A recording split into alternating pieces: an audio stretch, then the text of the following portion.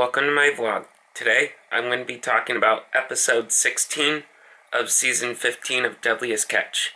And in this episode, one of the biggest storms of the season is going to be starting to hit the Opelio grounds. And this storm is 200 plus miles wide. The waves are just going to be massive, and the waves are going to be churning like crazy.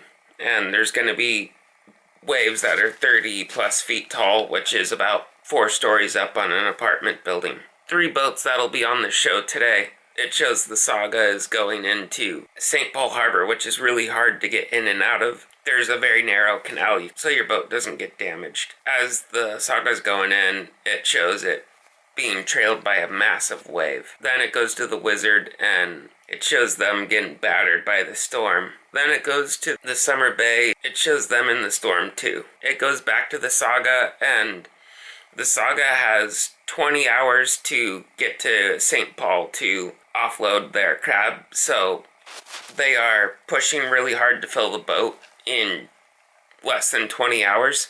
Because if they don't, they're not going to go in with their tank's full.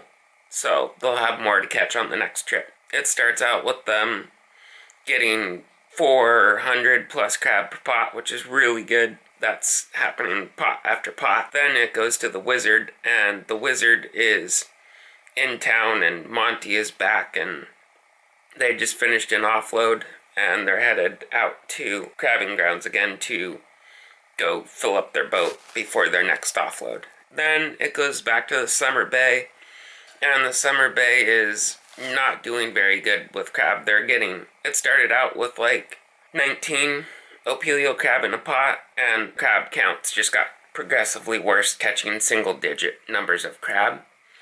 So Wild Bill decides to go 20 miles farther than he has ever gone up the Arctic line. He's stacking his pots and getting ready to move. Then it goes to the Saga, and the Saga they're still getting their numbers, and they're really pushing. They're getting hit by waves, and it's just really crazy out there, really nautical. And then it goes back to the Summer Bay, and the Summer Bay is setting pots up 20 miles farther than he's ever fished. They're getting hit by really big snowflakes, and they're not in the meat of the storm yet, so the storm's going to come and get them at some point in the show. Then it goes back to the Wizard, and the Wizard is back on the crab grounds, and they're getting 400 plus crab per pot, which is really good, and they're going to try and fill the boat. Gives the wheelhouse over to Monty, and Monty's setting 20 pots at night, and the seas are building, driving the boat and setting pots, and waves are crashing over the bow and port side and the starboard side. So it'll be easier to control. When he sees the wave, pulls back on the throttle. He's letting the crew know, get to cover and hold on tight. And this wave crashes over the bow, and it's sending 30 plus thousand gallons of water onto the deck, and the crew goes sliding all over the deck, which is really dangerous, because if you're not careful enough, you can get swept overboard or go through one of the chutes. So then it goes back to the Saga, and the Saga Jake's on the phone with FaceTime with his wife and his oldest son, and they're talking, and then they hang up. Then all of a sudden, when he's getting close to St. Paul, they're getting ready to go into harbor, and a big wave starts trailing them and chasing them, and it washes over the starboard side of the boat, and it sends a lot of water on to the deck. But the crew were on deck, but they were helping guide the Saga into port, so they didn't really get wet from that wave.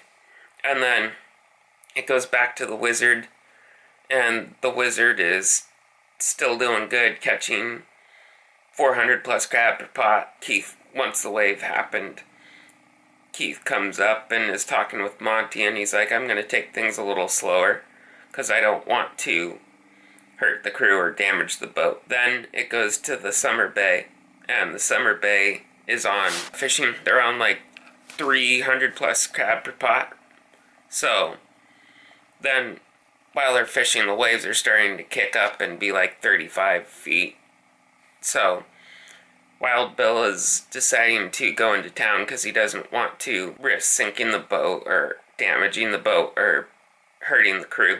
So, he decides to go into port and offload and just wait the storm out so he doesn't do any damage. So, that is episode 16. So, I hope you guys enjoyed this video, and please share this video with your friends and family. And don't forget to like and subscribe to my YouTube channel. And if you ain't dreaming, you ain't living. Don't forget to dream big.